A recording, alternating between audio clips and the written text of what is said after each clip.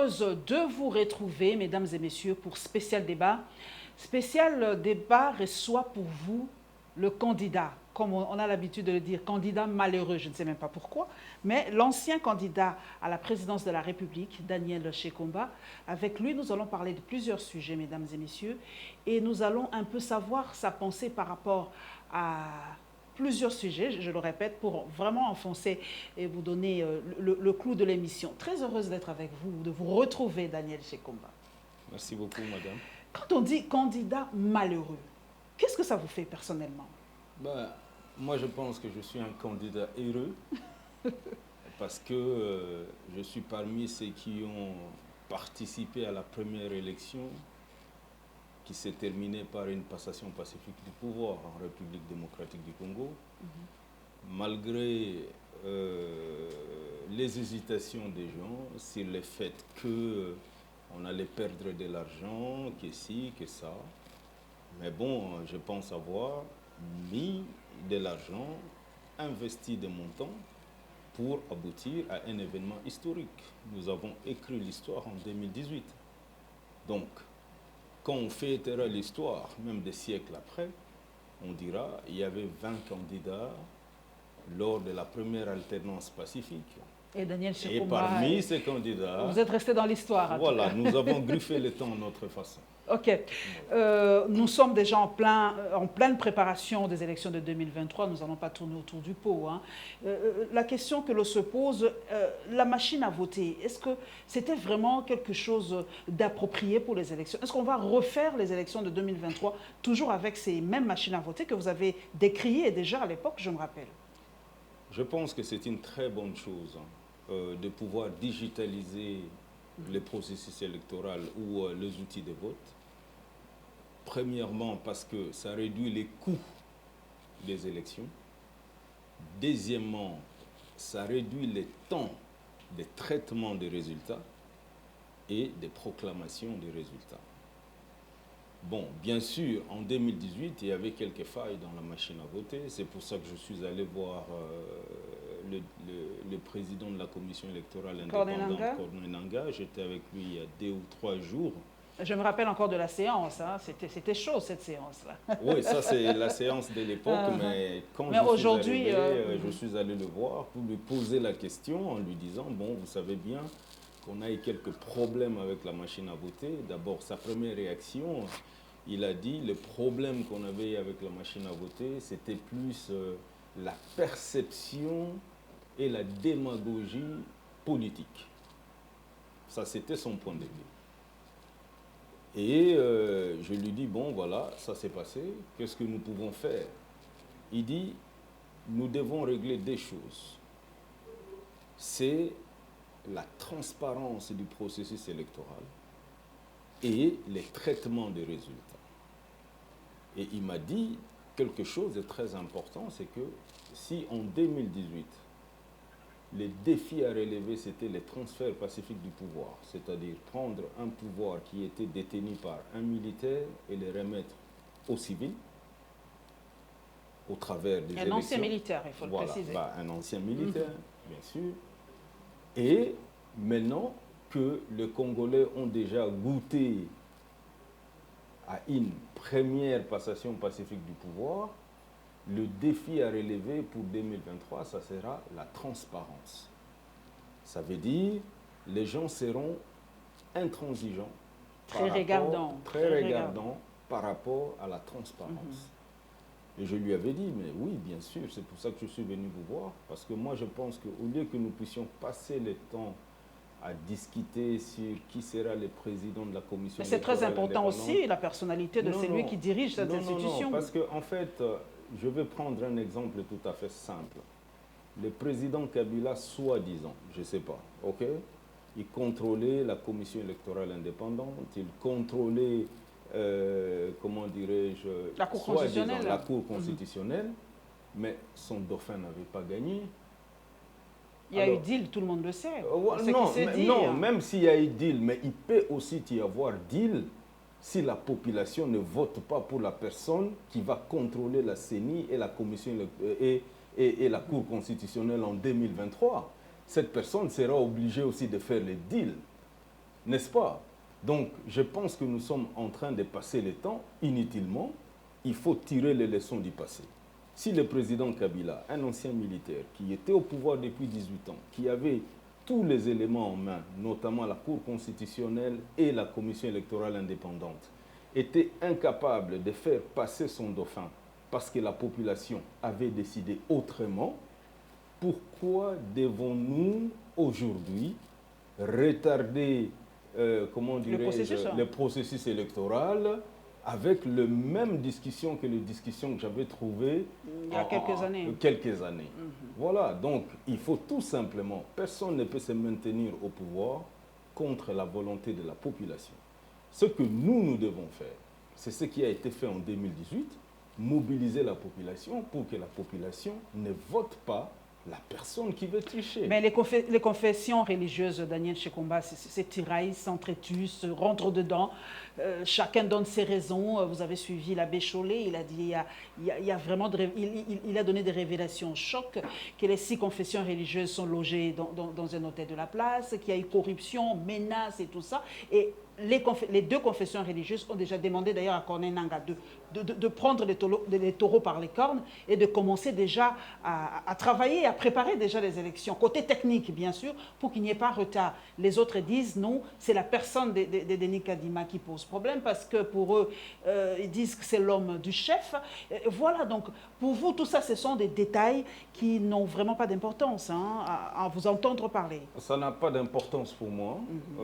Ça n'a pas d'importance pour moi. Je sais qu'il y a de la place pour tout le monde, mais il n'y a pas suffisamment de la place pour les mécontents dans ce monde. On les aura toujours. En tant que quelqu'un qui se prépare à gouverner le pays, je sais que je base mes décisions et mes réflexions sur des faits, non sur des suppositions. Bon, revenons aux confessions religieuses. J'ai pris le temps de lire leur charte. Il y a l'article 8 qui dit il faut être honnête, il faut respecter l'autorité établie, il faut ceci. Et l'article 17 qui dit en cas de non-consensus, on passe au vote. Alors, vous savez, moi-même, j'ai déjà été victime des racontars. Et ça m'étonne que les racontars, ce qu'on appelle en Afrique de l'Ouest là-bas, les Congosa, soient utilisés abondamment dans les milieux religieux. Ça me rappelle l'Inquisition au Moyen-Âge, où on envoyait les gens au bûcher, tout simplement parce qu'il avait une tache de naissance sur son front. On disait que c'était la tache du diable, et on l'envoyait au bûcher. Il ne faut pas, je pense que c'était une très très grande erreur. De confier ça aux confessions religieuses? Oui, je n'ai jamais vu les religieux parler le même langage. Pourquoi ils se sont séparés? Pourquoi ils ne sont pas dans la même église? Pourquoi chacun a son église? Pourquoi on a séparé l'État et l'Église? Voilà. À un moment, les Européens sont arrivés à séparer ces deux-là. Oui, absolument. Parce qu'à un moment, il y avait vraiment fusion entre l'Église et l'État. En France, par exemple, il y a un arrêté de 1905 qui sépare l'État de la religion. Et quand le pape a adoubé le roi, c'est à cette époque qu'on a connu l'Inquisition, c'est à cette époque que les protestants étaient obligés de fuir l'Europe pour aller soit en Afrique du Sud, soit en Amérique, n'importe où. Les Huguenots. Voilà, et donc je pense que ils sont déjà là. La loi sur la CENI dit qu'ils désignent le président, n'est-ce pas? Et leur charte, l'article 17, dit qu'en cas de non-consensus, ils votent. Il y a eu vote déjà pour... Non.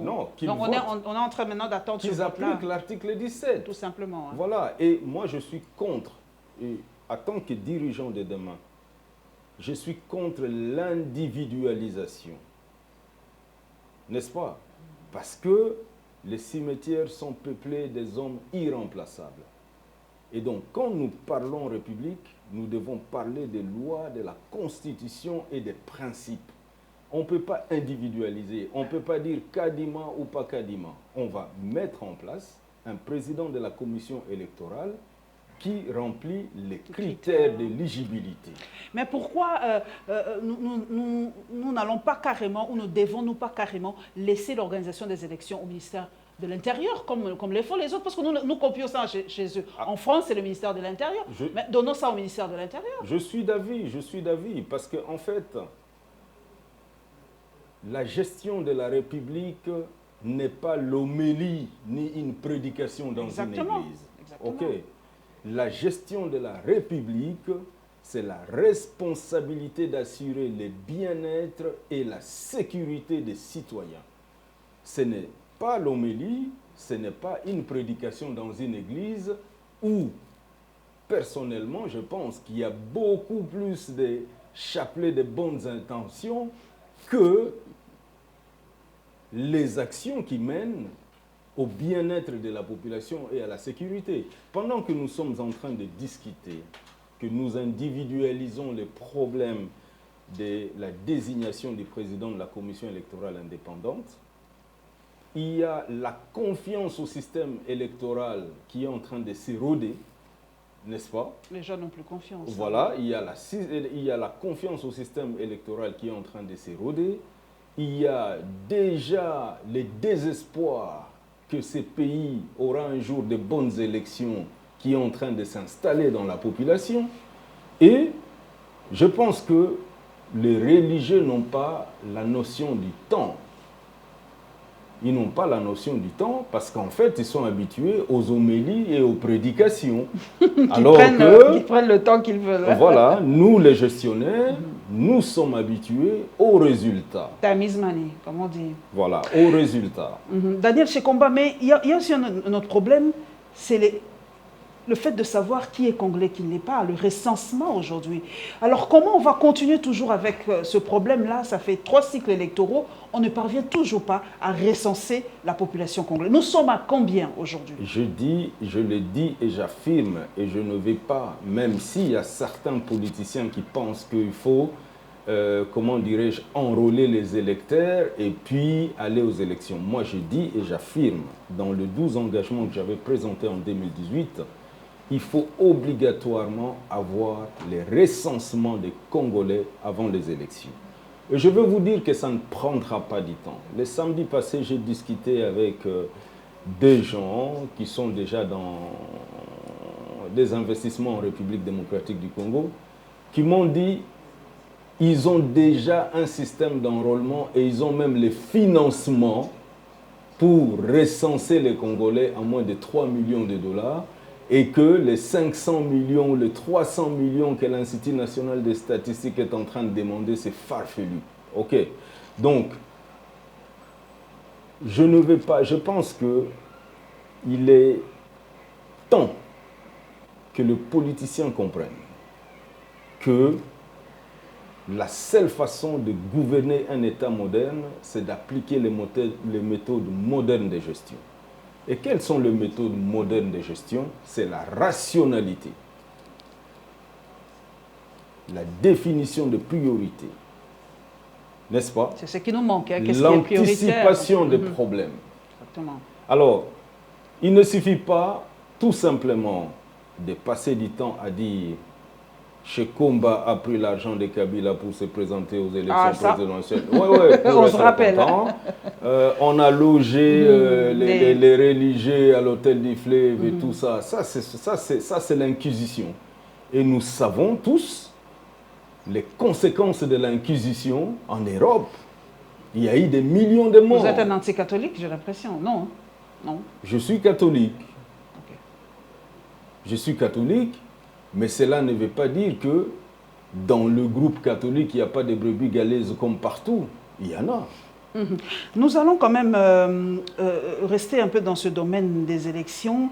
Est-ce que, là je parle à l'Africain, Daniel Shekomba, est-ce que les élections sont bonnes pour l'Afrique? Parce que cette question me revient souvent. Chaque fois que nous sommes dans la pré-campagne, campagne électorale, la période post-électorale, il y a toujours des problèmes. Est-ce que les Africains ne peuvent-ils pas créer leur propre modèle pour prendre le pouvoir? Bon, en fait, les gens confondent la démocratie avec élection. C'est l'un des éléments de la démocratie. En fait. Oui, c'est l'un des éléments. Mais en fait, la démocratie, c'est quoi? La démocratie, c'est d'abord l'élaboration d'un pacte social qu'on appelle la Constitution. Dès que tout le monde est d'accord sur un texte, sur des lois qui doivent le gouverner, n'est-ce pas? Les modes d'accès au pouvoir peuvent être définis autrement. Même aux États-Unis d'Amérique, le président de la République n'est pas élu au suffrage universel direct. N'est-ce pas? Mais il y a la démocratie. Alors, je ne crois pas que parce que nous sommes incapables d'appliquer les bonnes méthodes que nous devons abandonner. Passer outre les élections. Voilà. Okay. Il est question juste. C'est ce qui est un peu, comment dirais-je, étonnant. Quand les gens prétendent qu'ils veulent la démocratie, mais quand ils arrivent au pouvoir par un vote, ils commencent, quand ils ne savent pas servir la population comme ils se sont engagés, ils commencent à dire « laissez-nous faire à l'africaine ». Mais vous n'êtes pas arrivé au pouvoir… Par les méthodes africaines. Par la méthode africaine. Il faut être conséquent. Voilà, il faut être conséquent. Donc, si vous acceptez de devenir président de la République par les élections, eh bien, continuez avec ce système. L'exercice de la démocratie exactement tel que vous êtes arrivé au pouvoir. Daniel Chekomba, je me rappelle de vos promesses. Puisque beaucoup disent la réelle politique prend les déçus. Quand on arrive quand on prend le pouvoir, on se rend compte que quand on était dans l'opposition, eh ben, c'était pas ça. Le président l'a dit d'ailleurs. Est-ce que vos promesses n'engagent que vous ou vos promesses n'engagent que ceux qui vous croient? Parce que beaucoup votent par rapport à vos promesses de campagne. Pourquoi vous n'arrivez pas à mettre en pratique ce que vous avez promis à cette population? Et quand on vous rappelle cela, vous devenez haineux, vous devenez jaloux, vous devenez tribaliste, vous devenez tous les mots. Mais on vous rappelle simplement vos promesses. La qualité du service dépend de la qualité du demandeur. Explicité. Voilà. Ça veut dire qu'aujourd'hui, si je suis en train de vendre les habits en Europe, ça ne sera pas la même qualité d'habits que je vais aller vendre à Lodja. Parce que le consommateur européen est très exigeant sur la qualité des habits qu'il va acheter. Ils ont les normes. Ils ont leurs normes qu'ils appliquent. Voilà. Mais le problème ici, c'est quoi? C'est qu'on oublie que la politique, c'est un commerce. OK? Nous vendons les idées sur les services que nous allons fournir. Vous vendez les illusions. Soyons corrects. Vous vendez les illusions. Ça, c'est ce que vous dites. Mais vous vendez les illusions. Moi, je parle pour ce qui nous concerne. OK? Nous vendons les idées sur ce que nous allons fournir comme service public à la population congolaise. N'est-ce pas? Mais si au finish, cette population congolaise n'est pas aussi exigeante, n'est pas rigoureuse par rapport aux services que nous leur offrons à la fin, pourquoi les gens seront exigeants par rapport à la qualité du service qu'ils sont en train d'offrir? Donc la population a une part de responsabilité dans cet échec. Absolument, c'est toujours l'action et la réaction. C'est ça la vie. Mais quand la population réagit, quand la population redemande, c'est vous-même qui freinez cette population. Qu'est-ce que la population demande? Pourquoi la population passe tout son temps à s'intéresser à où logent les 6 représentants des 6 églises, au lieu de s'intéresser à un calendrier exact des élections? Pourquoi la population passe son temps à s'intéresser comment dirais-je, à des choses qui n'ont rien à voir avec la qualité des services qu'ils sont en train de recevoir? Je n'ai jamais vu la population se mobiliser pour revendiquer la qualité d'eau potable. Oh, la population l'a fait, elle était réprimée. Non, mais… je vous le dis que cette population, de fois s'organise, mais elle est réprimée. Écoutez, nous sommes une ville de 10 millions d'habitants, soit théoriquement, n'est-ce pas? Même si 300 000 personnes revendiquées, ça représente quelle masse critique? Ça représente quelle Mais masse il critique? faut un échantillonnage, Oui, Daniel oui, Shekomba, il faut un échantillonnage. oui, mais Ce n'est pas les 10 millions qui seront dans la rue. Non, tout de non, même. mais le problème, non. Cet échantillonnage, c'est quoi? Il faut que la population puisse revendiquer que la masse soit critique pour être évitée d'être réprimée. Il y a combien de policiers pour réprimer même 300 000 personnes qui marchent dans la ville de Kinshasa? Il y a combien de policiers? On a vu au Burkina Faso. Mais à part les policiers, il y aura l'armée. Hein, non, même s'il y a l'armée, on a vu au Burkina Faso. Quand la population ne voulait plus de Blaise Compaoré, la population était dans la rue. Moi-même, j'étais au Burkina Faso. J'ai vu le président a pris son avion pour fuir. Il y avait l'armée, il y avait la police. Donc, une façon de dire que la population congolaise est une population laxiste, paresseuse, et qui ne réclame pas ses droits, en fait. La population n'est pas intransigeante par rapport à la qualité des services qu'elle reçoit. OK? La population doit être exigeante par rapport à la qualité des services publics qu'elle reçoit, parce que la population doit savoir qu'elle a élu ces personnes pour gérer son argent. La population, vous comprenez ma rage et mes réactions de fois. Vous comprenez maintenant pourquoi je suis aussi réactive et aussi dure? Vous comprenez? C'est ce que dit M. Shekomba. Soyez intransigeants, soyez comme ça, par rapport à vos droits. Oui. C'est pour rappeler à cette population qu'il a le droit de s'élever quand ça ne va pas. Par rapport à la qualité des services. Exactement. Comme Ram, hein? Levez-vous pour Ram. Nous y allons d'ailleurs. Vous êtes quelqu'un de... Nous passons vraiment du coq à l'âne, comme on dit, pour gagner le temps. Pour vous, Daniel Shekomba, vous êtes dans ce domaine du digital. Ram, là, c'est quoi? Expliquez un peu à cette population. C'est quoi cette histoire? Taxes, rémunération, services ou quoi? On n'y comprend plus rien. Bah, je ne suis pas le concepteur de RAM.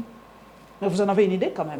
Oui, mais je pense dès le premier jour, j'avais dit que RAM pouvait exister, mais ce n'est pas à la population de payer la facture. OK?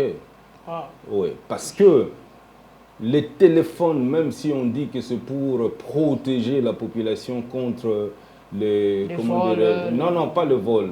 Mais la piraterie, c'était ça? Non, des téléphones de mauvaise qualité. Voilà.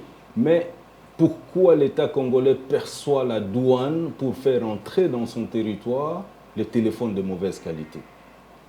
Donc, dès que l'État congolais a déjà perçu la douane pour faire entrer ces téléphones de mauvaise qualité dans son territoire, ça veut dire que ces téléphones sont acceptés de fonctionner sur les territoires congolais. D'être consommés par les Congolais. Oui. Donc, on ne peut pas faire payer aux Congolais doublement. OK?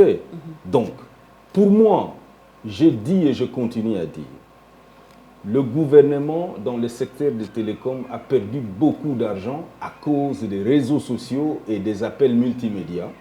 Parce qu'à l'époque, il y avait des appels voix et donc la terminaison d'appels faisait gagner beaucoup d'argent au gouvernement. Parce que chaque appel qui venait de l'extérieur, qui entrait en République démocratique du Congo, était taxé. Mais aujourd'hui, les appels WhatsApp, Messenger, les vidéos et consorts, ce n'est pas taxé. Et je dis, il faut faire comme l'OCDE est en train de faire. Trouver un accord avec GAFA, Google, Apple, Amazon, Facebook et consorts, pour taxer ces gens. Ça s'est fait en Ouganda ou ailleurs? Je me rappelle. Non, ça se fait, l'OCDE vient de signer un contrat avec. Et donc, ça va alléger à la pauvre population congolaise la charge de compenser les pertes que l'État a connues dans le secteur des télécommunications. C'est ce qu'il faut faire. En tant que dirigeant de demain, je ne peux pas, comment dirais-je, avoir un langage péremptoire ou un langage politique où je dis « oui, faut Tobomaram, sans savoir, n'est-ce pas, que le gouvernement a besoin d'argent pour financer la guerre à l'est du pays. Sur le dos de cette population? Mais c'est toujours la population paye des taxes, mais ça dépend de quelles taxes on doit payer. Il faut savoir où ça va notre argent, c'est ça? Oui, ça non, mais attends. La traçabilité de ces taxes-là, on ne connaît pas. Ça, ce n'est pas je ne suis pas encore en train d'aborder la question de cette façon. Partout, l'État repose sur les taxes. OK. Mais la traçabilité, l'orientation et ainsi de suite, aujourd'hui, la taxe qu'on appelle RAM, pour moi, n'a pas sa raison d'être dans sa forme actuelle. Parce qu'en fait, c'est comme si on est en train de faire payer doublement à la population, n'est-ce pas, pour utiliser les téléphones. D'abord, les téléphones payent la douane, et puis les utilisateurs commencent à payer les téléphones, mais l'État doit être très, comment dirais-je, imaginatif pour trouver des sources de revenus et alléger la souffrance de cette population qui vit avec moins de $1 par jour. Daniel Chekomba, est-ce qu'on peut voter avec son téléphone? Parce qu'aujourd'hui, tout est ici avec le téléphone. Est-ce qu'aujourd'hui, on peut voter pour alléger cet État-là qui n'a pas d'argent? Est-ce que nos téléphones ne peuvent pas être comment on appelle ça, nos appareils de vote ou un moyen pour élire facilement sans beaucoup de coûts? C'est ce que je suis en train de des proposer. Applications ou quelque chose comme ça? Aujourd'hui, il y a des nouvelles technologies qu'on appelle les blockchains et ce que les gens connaissent sous le nom des bitcoins. Ah, les bitcoins, oui. Voilà. Comment ça fonctionne? Mon argent, par exemple, m'appartient, j'achète les bitcoins et je vais mettre une clé spéciale qui m'appartient. OK. Mais si j'achète quelque chose chez vous, je vous transfère cet argent, il y a un groupe d'indépendants qui valide cette transaction. Ce n'est pas la banque centrale. OK. Alors, ce que nous disons maintenant pour les cas de processus électoral, surtout avec les maladies à coronavirus pour éviter des attroupements et tout, on peut utiliser ce qu'on appelle les observateurs digitaux. Ça veut dire les observateurs indépendants qui peuvent valider les votes, n'est-ce pas? Et ça permet à tout le monde de voter à partir de chez lui. Déjà, il y a la reconnaissance faciale. On sait que bon, c'est Chekomba c'est lui qui est entré. Et puis il y a la clé et puis il y a la validation des indépendants. Et ça, c'est quelque chose à exploiter. Ce n'est pas politique, c'est totalement technique.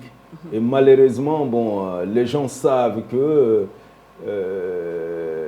ils ont, comment dirais-je, un segment des marchés politiques qui est majoritaire, qui ne peut pas arriver à ce niveau de raisonnement. Et ils préfèrent continuer à maintenir ce segment des marchés politiques dans les débats du genre, des bas étages.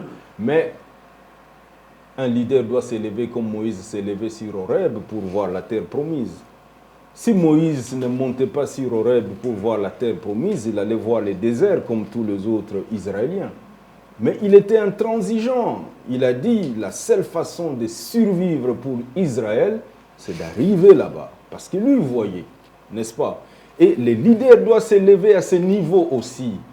Dire la seule façon pour que la République démocratique du Congo survive comme une nation, c'est d'arriver à les développer, d'arriver à les démocratiser, d'arriver à fournir des services publics de qualité à la population et d'arriver à être un État fort. Daniel Chekomba, est-ce qu'aujourd'hui nous ne sommes pas devenus les esclaves de l'Internet et via aussi les réseaux sociaux? Il y a quelques jours, il y a eu un Facebook Down dans le monde entier et Mark Zuckerberg a perdu à peu près 7 milliards de dollars. Est-ce qu'aujourd'hui, nous ne pouvons pas nous passer des réseaux sociaux? C'est impossible aujourd'hui de revenir, de prendre un peu possession de nos vies, de sortir un peu du virtuel pour vivre le réel aujourd'hui. On a l'impression que notre vie se résume avec ce téléphone aujourd'hui. Eh ben, au Moyen-Âge, on n'avait pas d'électricité. C'est impossible de rentrer dans un monde où on ne peut plus avoir l'électricité. Le monde est évolutif. Okay. Et ces évolutions améliorent toujours la qualité de vie de la majorité. Bien sûr, il y a des retardateurs de l'évolution, mais aujourd'hui, il faut me dire, comment vous allez faire pour entrer dans un monde où vous êtes déconnecté de l'information? Dans chaque chose, il y a toujours ce qui est bien et ce qui est mauvais. Mais moi, je suis un futurologue, je suis un physicien à la base, et je pense que le monde, l'évolution est en train de suivre son cours normal. Est-ce que la RDC est-elle en retard par rapport à ce domaine du numérique? Est-ce qu'il y a vraiment une grande fracture numérique en République démocratique du Congo? Bon, la RDC n'est pas en retard dans quel domaine? C'est ça la question Nous qu'il sommes en faut se retard en poser. tout. Hein. Nous avons un potentiel important en termes de la superficie, en termes de la population, n'est-ce pas? Et nous avons, le problème, c'est qu'il faut mettre des politiques et des moyens qui favorisent cette évolution. Mais on a quand même un ministère chargé du digital dans notre pays. Le job description de ce ministère, on ne le sent pas sur le terrain en fait. C'était quoi? C'était pour digitaliser la fonction publique? C'était quoi son rôle? Vous en avez une idée? À l'époque, j'avais vu le plan national sur le numérique quand le président Tshisekedi venait de prendre le pouvoir. Bon, j'avais lu, il y avait beaucoup de bonnes résolutions et comme toujours en République démocratique du Congo, on organise des forums. J'étais étonné ce matin quand j'ai regardé la RTNC, ça me rappelait un peu les années Kabila, sous le haut patronage du président. Ah, ça existe encore, ça existe encore. C'est seul le nom qui changeait en fait. À l'époque, c'était sous le haut patronage du président Joseph Kabila. Aujourd'hui, c'est sous le haut patronage. En fait, les gens ne veulent pas évoluer. Mais moi, je comprends.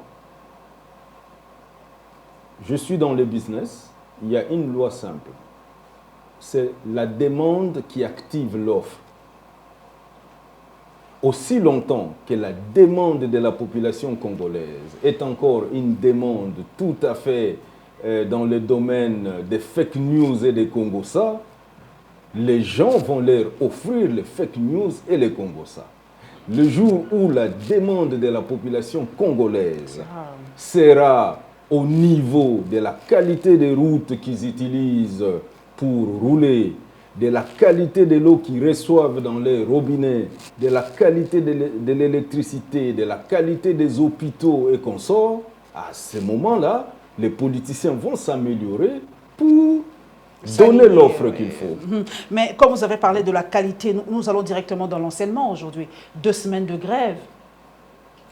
Et les enseignants ont rempilé. Cette semaine, il y a encore grève, donc nous allons à la 3e semaine. Ils veulent l'amélioration de leur qualité de vie. Mais ils sont butés à beaucoup de problèmes parce que les gens disent, le ministre leur répond, ben, le combat, c'est pas moi, vous voulez combattre la gratuité, au fait, qui est une mesure phare d'Antoine Félix Tshisekedi. Et ça, c'est la pierre lancée aux catholiques. Donc aujourd'hui, comment peut-on améliorer, Daniel Shekumba, la qualité de l'enseignement? Comment peut-on revendiquer cela? Parce que vous nous demandez de revendiquer par rapport à beaucoup de choses. Nous devons nous hisser plus haut. Comment peut-on améliorer la qualité de l'enseignement, la qualité de la vie de l'enseignant, la qualité de l'éducation en général?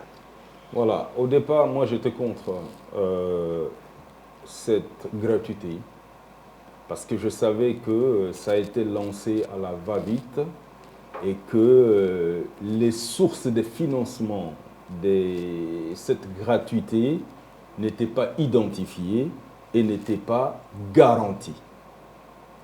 Alors, aujourd'hui, les gens parlent de la gratuité de l'enseignement, mais il y a toujours un service, son prix et la qualité des services, n'est-ce pas? Quand le prix des services est égal à 0, mais quelle est la garantie de la qualité de ces services-là? Aujourd'hui, on dit qu'il y a gratuité de l'enseignement, ça veut dire que le prix du service qu'on appelle enseignement de base est égal à 0. Mais si c'est égal à 0 et que l'enseignant n'est pas payé, je reviens encore à ce que le latin disait. Primo, non, j'espère que vous allez bien le dire. Hein? Ouais, ouais. Je ne veux pas de problème. Ouais, ouais. Primo manducare, segundo philosophare. Il faut manger d'abord avant de faire tourner le cerveau. Et si l'enseignant ne mange pas, où est-ce qu'il va tirer l'énergie pour encadrer les élèves? Même s'il partait parce qu'il est forcé de partir, parce qu'on va dire tu combats la mesure phare du président de la République. Mais il va s'asseoir derrière et cette gratuité de l'enseignement est en train de tuer la qualité de l'enseignement.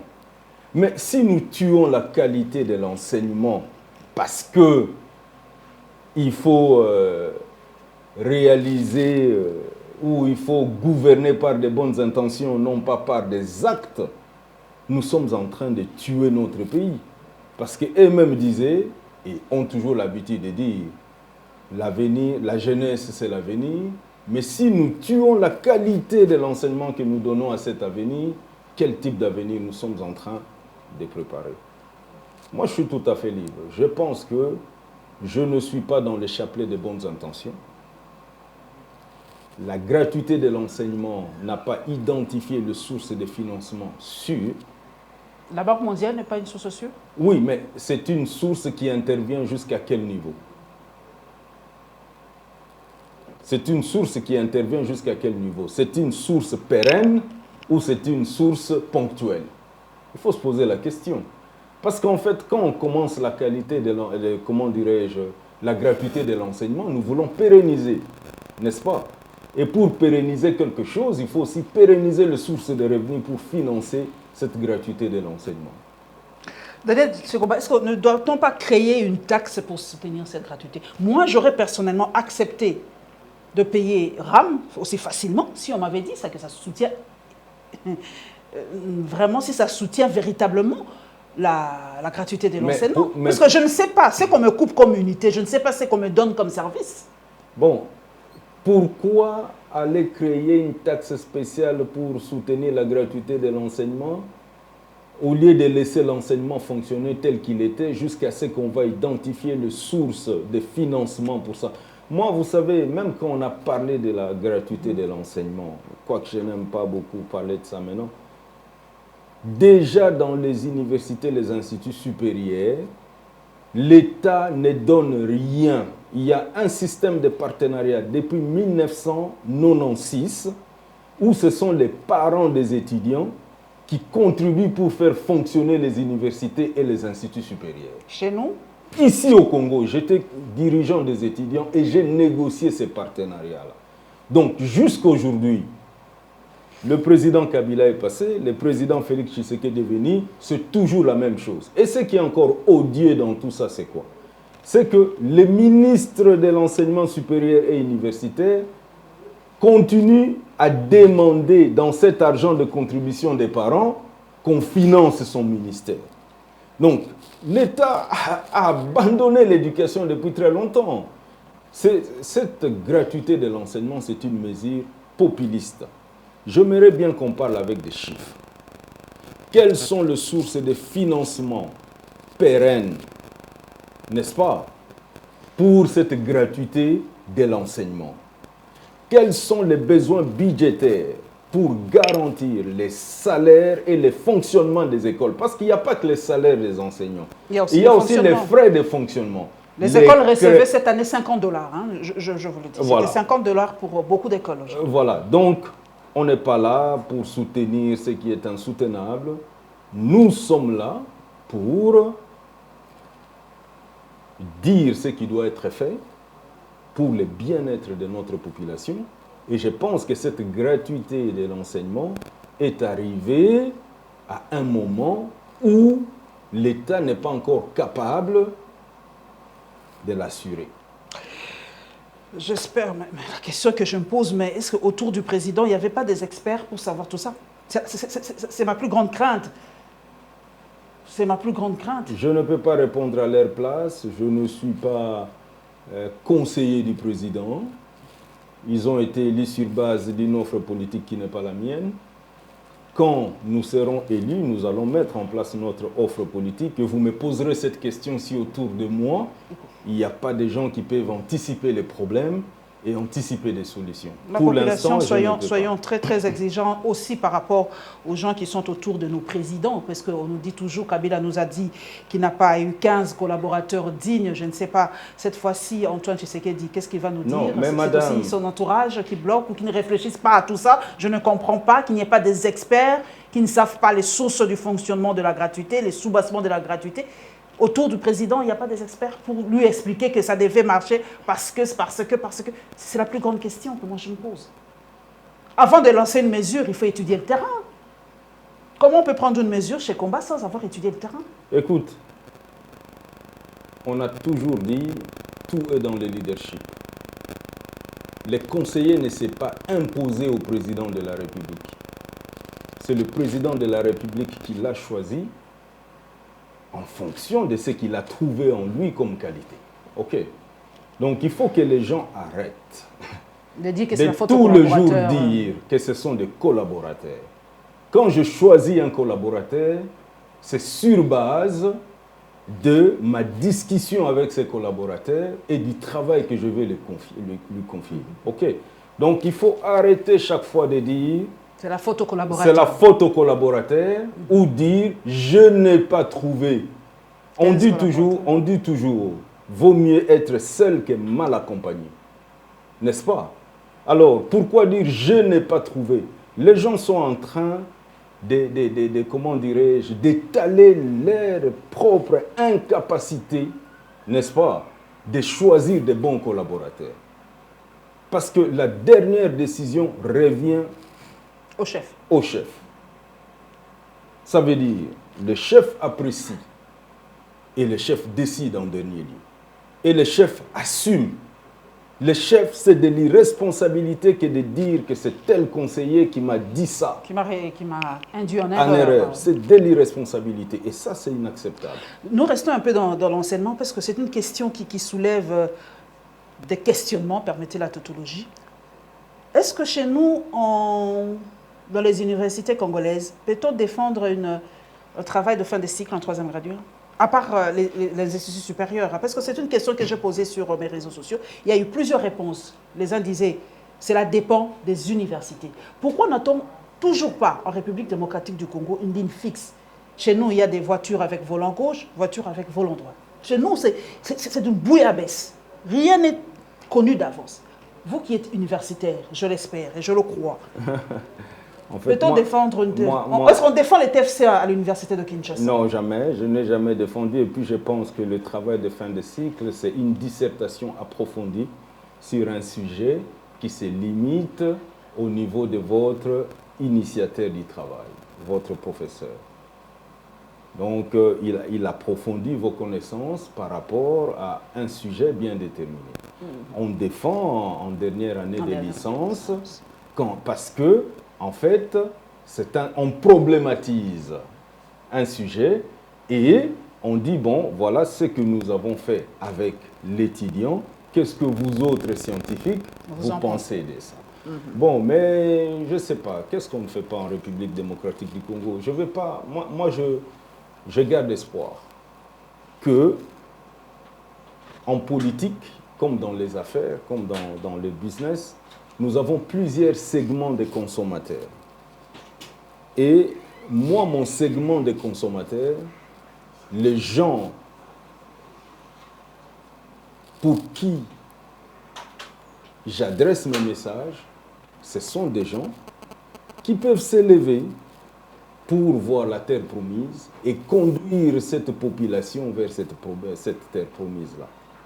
Mais bon, je n'interdis pas aux gens de maintenir la population dans les déserts avec le veau d'or, avec toutes ces choses-là. Mais il faut être intransigeant, comme Moïse l'était, sur la qualité de leadership qu'il faut offrir.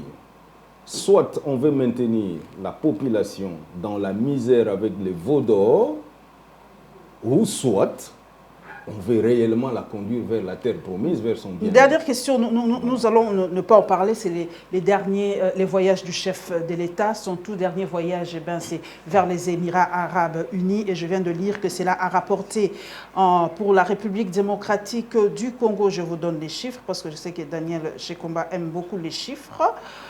Voilà, permettez-moi d'entrer sur 7sur7.cd. Bonjour à toi Israël Moutala. Donc voilà. Permettez, parce que moi je vais avoir les chiffres. Oh là là. C'est un peu plus loin. Oui, quelque chose. Voilà. Les Émirats offrent 30 véhicules militaires blindés tactiques à la RDC et annoncent une enveloppe de 1 milliard de dollars pour les investissements. C'est sur cette procédé, Israël Moutala. Pour vous, cette fois-ci, c'est vraiment concret, c'est pratique. 30 véhicules militaires blindés, 1 milliard de dollars pour les investissements. Je n'ai pas la vision congolaise de l'argent des relations internationales et des investissements. Vous savez que même dans la Bible, Dieu, avant de bénir Abraham, il lui avait demandé quelque chose en échange. C'était, rappelez-nous. Bah, avant, c'était son fils, et puis il a dit non, ne tue pas ton fils, tue le mouton. Dieu, Isaac, avant de bénir Isaïe, et c'est Jacob qui est venu à la place, il a demandé qu'on puisse lui apporter quelque chose.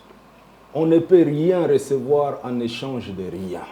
Donc, qu'est-ce que les Émirats unis, c'est encore les mines. Je pense que qu'est-ce qu'on peut offrir? Nous, on offre quoi? On offre quoi en échange des mines, l'eau, les ressources forestières? Qu'est-ce que l'Afrique peut encore offrir? Écoutez, il faut que le Congolais enlève dans leur tête qu'il suffit de tendre la main pour recevoir gratuitement. Rien n'est gratuit. On ne peut rien. Parce que même si Dieu, avant de bénir les hommes, il avait envoyé Melchisédek, n'est-ce pas? Avant de bénir Abraham, il lui avait demandé avant de bénir Jacob, il s'est battu avec Jacob toute la nuit. N'est-ce pas? On ne peut rien recevoir en échange de rien. Sans contrepartie. Alors, ces milliards, ces véhicules blindés, c'est en échange de quoi? Les voyages pour amener les investissements, c'est en échange de quoi? Dans quel domaine? Donc, moi, je ne suis pas, comment dirais-je, je ne vais pas entrer dans les débats du président de la République à voyager, ça a payé, ça fait ceci. Moi, je dis, et je continue à le dire, il a été élu sur base de son offre politique. Il a 5 ans pour mettre en place son offre politique. Ce qui est important pour nous... Il demande encore 5 pour qu'il puisse réaliser ce qu'il n'a pas pu faire à cause du blocage du FCC. Voilà, donc, on doit encore lui octroyer 5 ans pour qu'il réalise tout ce qu'il nous avait promis. Ce qui est important pour nous, c'est d'arriver aux élections en 2023 et chacun de nous va proposer son offre politique et on va poser la question aux Congolais s'ils sont beaucoup plus heureux en 2023 qu'en 2018, et c'est aux Congolais de décider. Voilà. Donc, ce qu'il est en train de faire et tout, bon, chacun fait ce qu'il peut. Pour moi, je ne fais même pas de commentaires sur ça. Comme je venais de dire tout à l'heure, il n'y a jamais rien pour rien. Merci Daniel Même Dieu ne donne jamais rien sans rien. Rien n'est gratuit. Comme l'a dit Toms, rien n'est gratuit. Il y a quand même des critères, toujours des critères, même pour la grâce de Dieu, rien n'est gratuit. Alors, très heureuse en tout cas d'avoir été avec Daniel Shekumba, vraiment merci. Le débat a été très très haut, c'est ce qu'il a dit, c'est qui a retenu mon attention. Soyez intransigeants, soyez fermes dans vos convictions, demandez le meilleur pour vous. Et vous comprendrez aujourd'hui pourquoi on m'appelle la lionne, parce que je suis intransigeante dans ce que je demande, parce que j'ai donné ma voix et je veux avoir les résultats. Je ne vous ai pas voté pour vos beaux yeux, je ne vous ai pas voté pour votre belle femme, je vous ai voté pour que vous puissiez réaliser les promesses, vos promesses. Et moi, je martellerai, je vous rappellerai tous les jours vos promesses. S'il vous plaît, je peux ajouter un mot avant. Je vous en prie, les dernières paroles. Il y a une petite blague qui dit que la promesse est faite pour être violée, mais l'engagement pour être tenu. Donc, il faut qu'il s'engage. Pas des promesses, mais des engagements. Voilà. Vous voyez la beauté de la langue française. Et exiger les engagements, jamais les promesses. Parce qu'elles seront violées. Voilà. Merci. Et nous allons nous retrouver, mesdames et messieurs, pour une autre émission, pour un autre spécial débat, avec le même plaisir. Et je profite de l'occasion pour saluer une dame que j'apprécie énormément, que j'aime et que j'affectionne, qui est droite dans ses convictions. Mamie Kankou, j'espère que je vais vous recevoir d'ici là. On se retrouvera, mesdames et messieurs, avec le même plaisir la semaine prochaine. Inch'Allah.